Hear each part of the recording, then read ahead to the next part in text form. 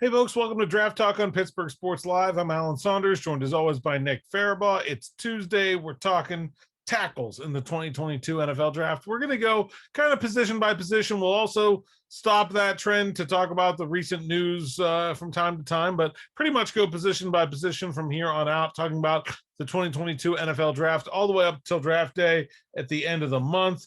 Nick, tackle is where we're focused today, and it's a position that I think we can both agree that the Steelers have a pretty significant need at. Even though they re-signed Chuks Okorafor, even though they have Dan Moore, I think those are both positions that the Steelers should feel like can be upgraded and should be upgraded as they go forward. How realistic is tackle as a first round pick, and where do you kind of put that in their needs? I mean, they really haven't shown much interest in the top tackles, which has been interesting to me. I mean, they went to Ekwonu's pro day and they went to Neal's pro day, and we both know there is not a chance in hell that either of them are going to be there at 20. So that's not happening.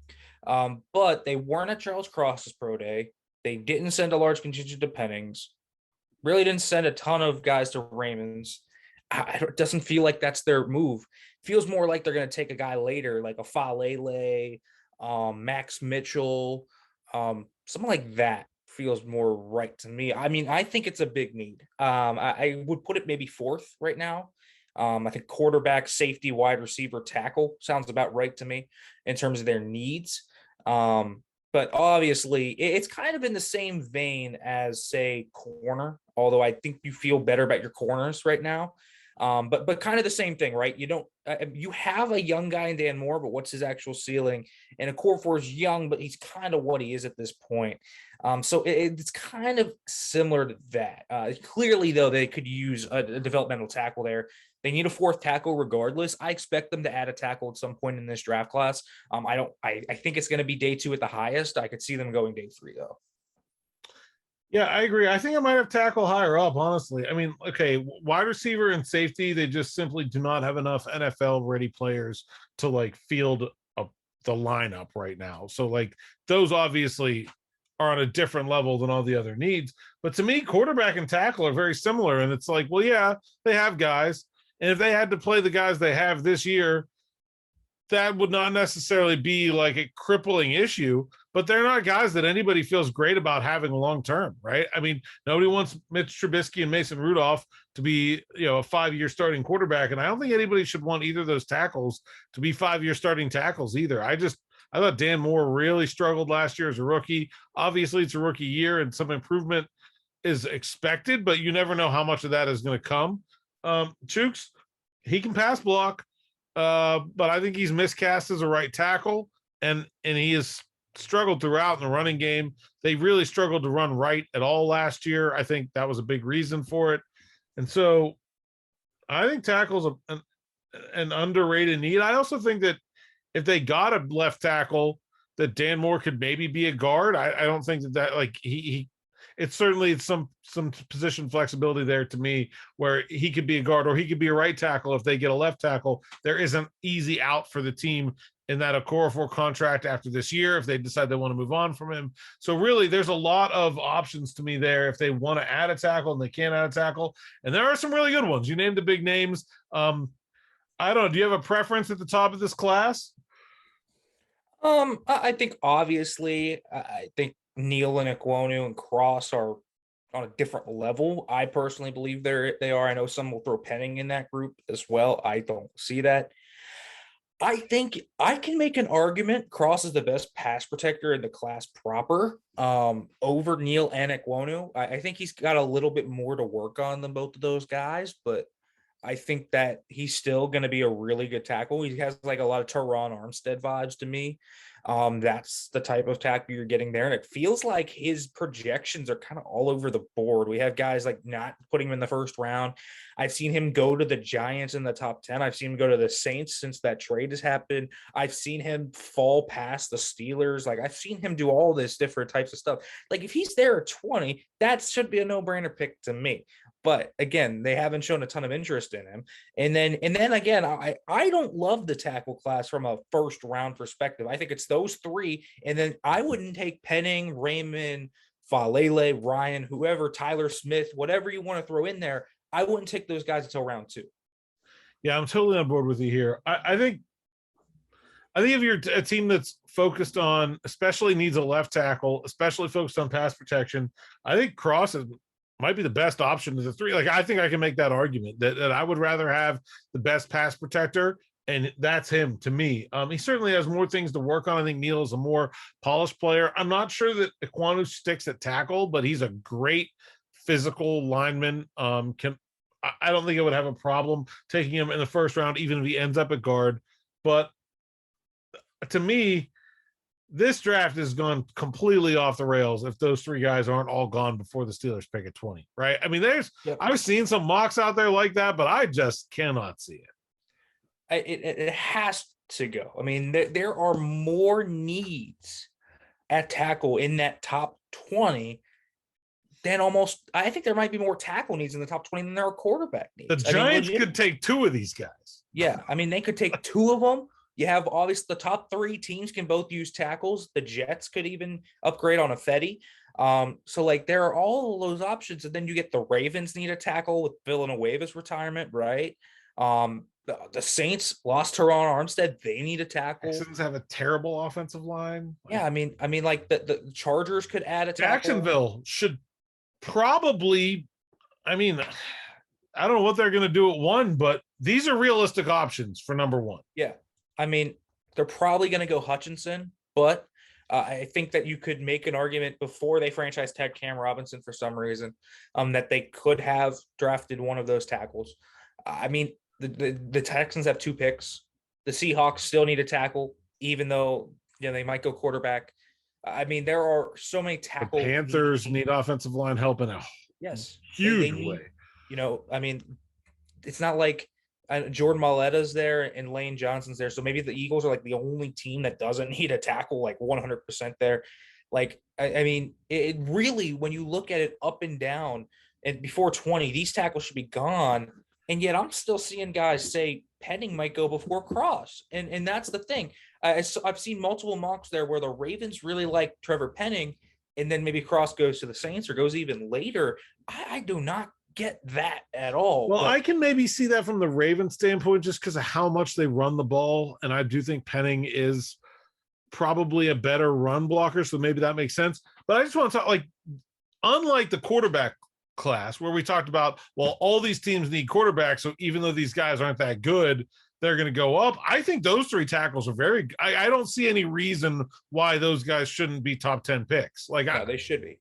I get very good players. I can see why you would say, well, even though lots of teams need quarterbacks, these quarterbacks aren't that good. Where do they deserve to go? Okay, fine. That's not the case with those 3 tackles. Now, after you get past those 3, I think that's where that starts coming to play, because I think there's a big gap in this tackle class after 3 to 4, where I think most people have Penning, and I'm not necessarily arguing that, but I wouldn't take him before the second round.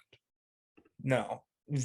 Again, I think that is one of the weirdest mysteries of this entire draft cycle to me. Ever since we heard it start coming out at the Senior Bowl that he was a top 20 player. And I thought it was bad at the Senior Bowl, like flat out bad. I know. Like, I didn't think it was good at all.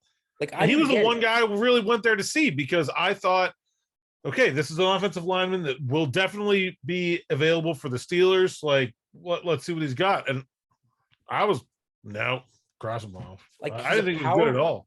Like, he's a power run scheme guy, but I don't think he's particularly quick. I thought that was an issue. I saw him get beat by speed. I like that he's physical, but I think at times he's overly physical. Like, he gets like dumb penalties because he's too physical at times. There was the one rep at the Senior Bowl where he threw the guy into the back of Ritter's legs, which was just like, what in the world? And like, people were like eating it up. I didn't get it. I love the nastiness he plays with, but there is a thing on the football field where you can get too aggressive and it hurts you. And he also had an absurd amount of penalties last year. He's got a lot of things to work on. I really think so. And he doesn't have great hands. Not even a high level FCS program. Yeah, like he doesn't have great hands. He doesn't have good leverage. Like he's got things to work on. He's in those quicker guys, the guys that have good burst off the line of scrimmage. They're going to be able to beat him to the edge. And so while he's pretty hard to say come at with like a bull rush, he's not going to be if you just dip and rip around the edge and you are explosive enough, and there are going to be many players he's going to face that are going to be explosive enough. For example, if they draft Trevor Penning, the Ravens do, and they put him up against TJ Watt, he's going to get eaten up. He's going to get eaten up, right?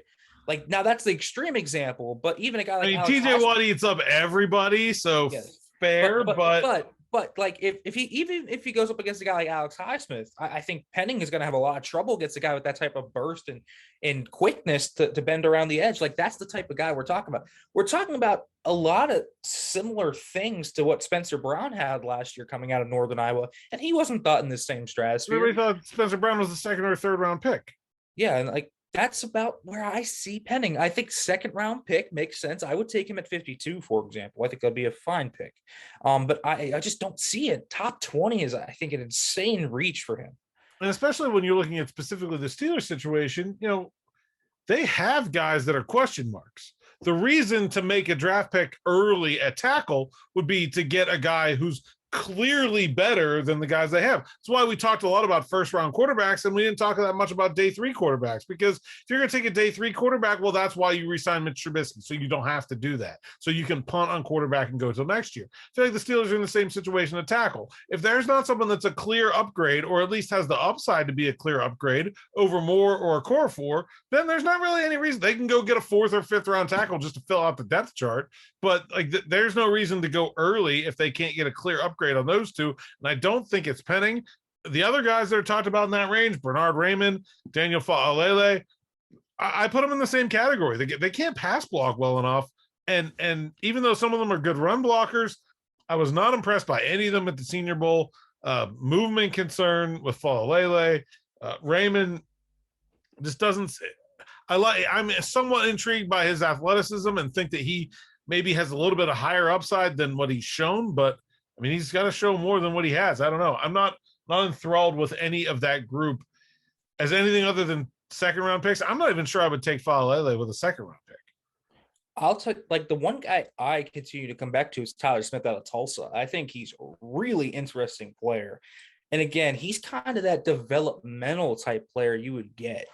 He's like the tackle version of drafting Kevin Dotson to me. Yeah, like the dude is just athletic as heck, and he's mean, and he is really the type of player that I think if you get him right, you are going to have a stud on your hands. And so he's a guy that's been playing since his freshman year, and a guy that has so much experience, and he's grown, and he is a mauler. He is a dude from day one that is going to come in. If you have to throw Tyler Smith in day one, might not be ideal, but you know what you're going to get. You're going to get an explosive player that's going to make your offensive line a road mauler team that is going to be more physical than they were. And that's the thing about him that I really like. So I like Tyler Smith. I also like Sean Ryan. Now, obviously that's a West Coast guy, and the Steelers don't go further than Texas for their players, but I like what Sean Ryan does too. Former rugby player. So he has great feet. He's a guy that's quick. He did really well against Kayvon Thibodeau. And I always put that at a premium. If you were facing a top 10 pick in Kayvon Thibodeau and you show out, you have my attention. I thought he did really well. And again, you kind of talk about guys like Fa'alele and Raymond. Raymond's going to be 25. Fa'alele is another guy that Fa'alele kind of reminds me of Zach Banner. Absolutely an easy comp for Zach Banner. Like easily, right? Like very Zach Banner-ish in Fa'alele. So yeah, like Banner went in the 4th round. So around that range is where I would take Fa'alele. It's not a bad tackle class. I like a lot of the guys on day 2. I like Smith. I like Ryan. Darian Kennard has played a little tackle. I'm not a huge tackle fan in terms of that. I like him in guard more, but there's plenty of other guys there. Like I think when you start to get into the 3rd round, I actually kind of like the 3rd and 4th round guys a little bit more at that spot than I like some of the high pick on Trevor Penning. I'd Walker with a 3rd round pick, or a Daniel Petit-Frere, or go into a 4th round to get a Max Mitchell or Braxton Jones.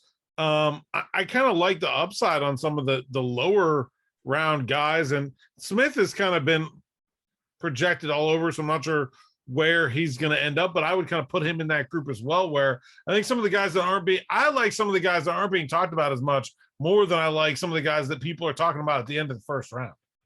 Yeah, there's a lot of guys in this. Zach Tom from Wake Forest is another guy. I like Dare Rosenthal from Kentucky.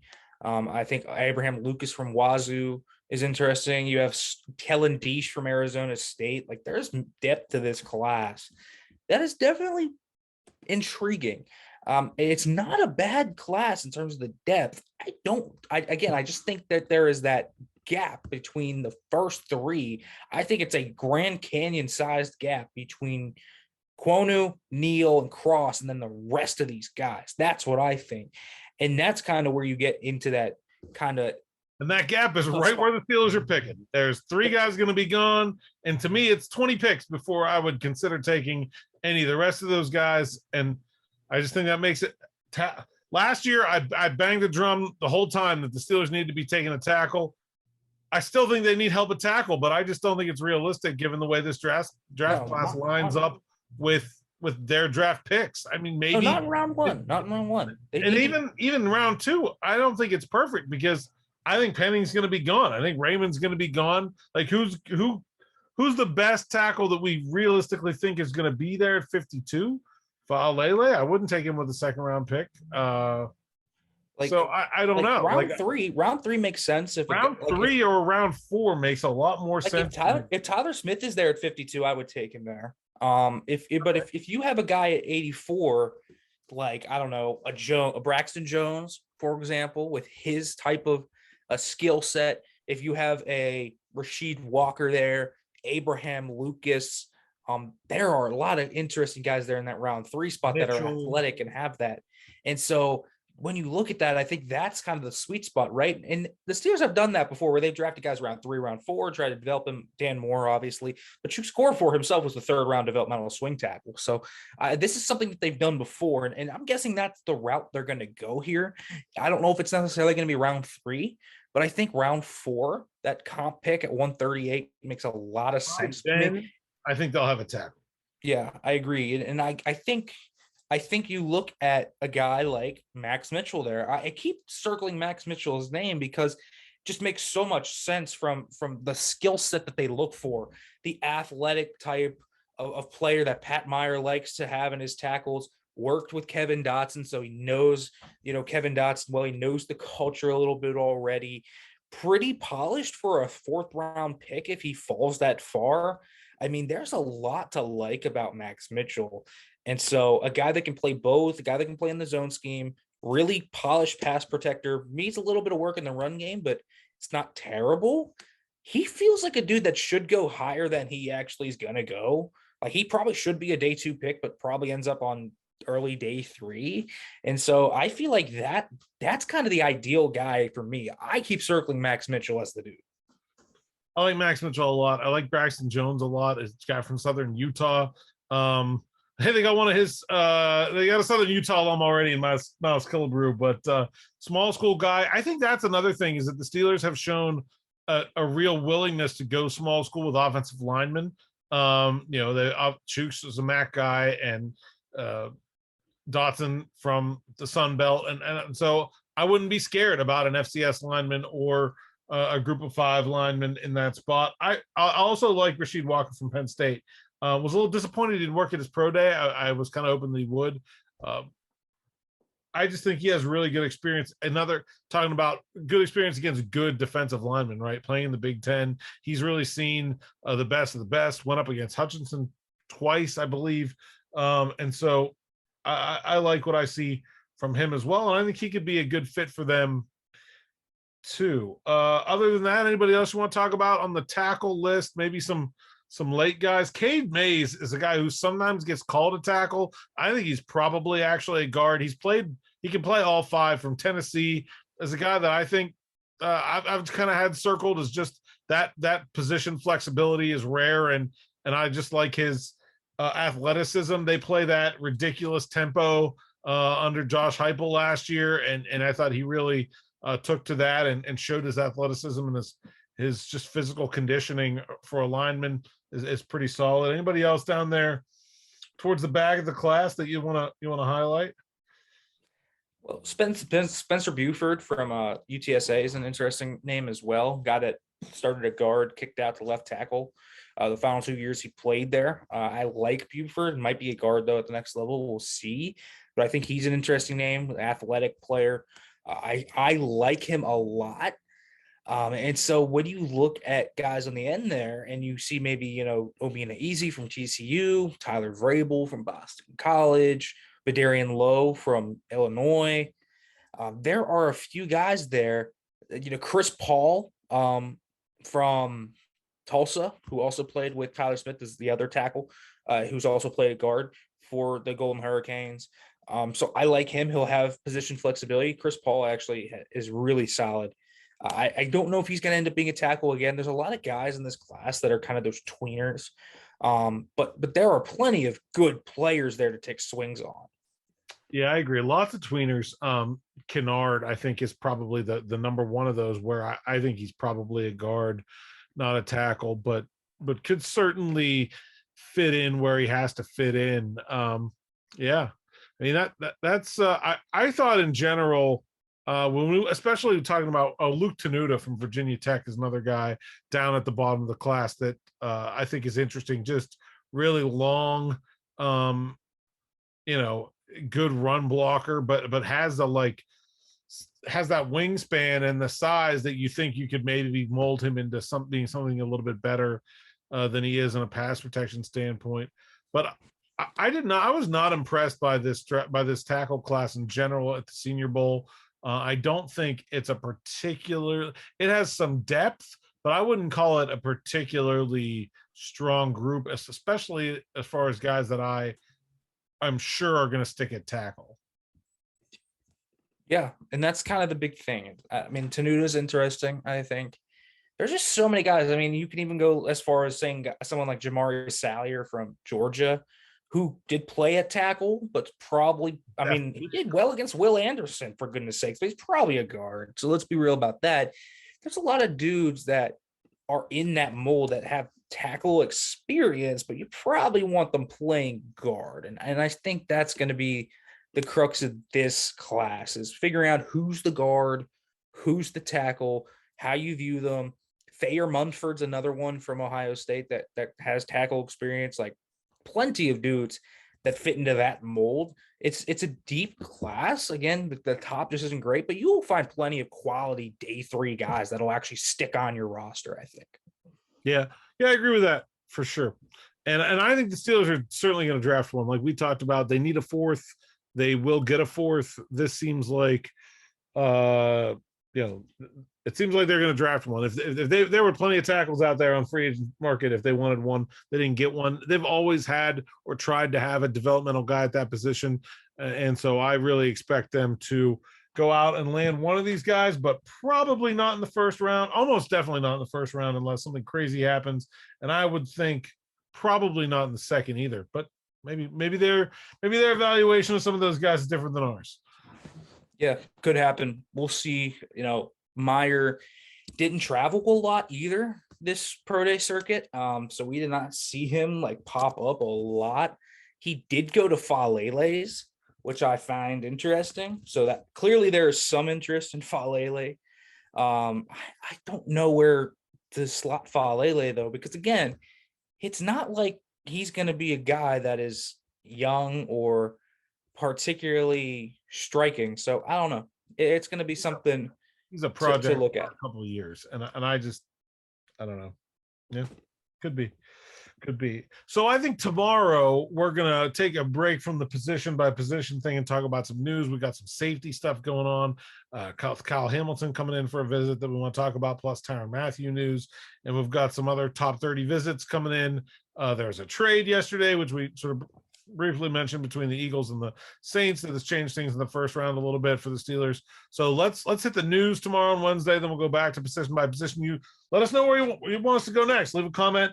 We can be flexible because we got to hit them all, except for maybe punter. And we'll get there between now and April, so at the end of April. So yeah, leave us a comment here on YouTube, or hit us up on Twitter at @Saunders_PGH, Farabaugh FB, and find us, hit like and subscribe on the YouTube channel. You can find us on Apple Podcasts, Google Podcasts, Spotify, all kinds of other things that I don't have and don't know about, but you can get podcasts from, apparently. Yeah, we'll see you next time. Nick, anything else? Nope, that's all. All right. Enjoy the rest of your day, folks, and we'll see you tomorrow.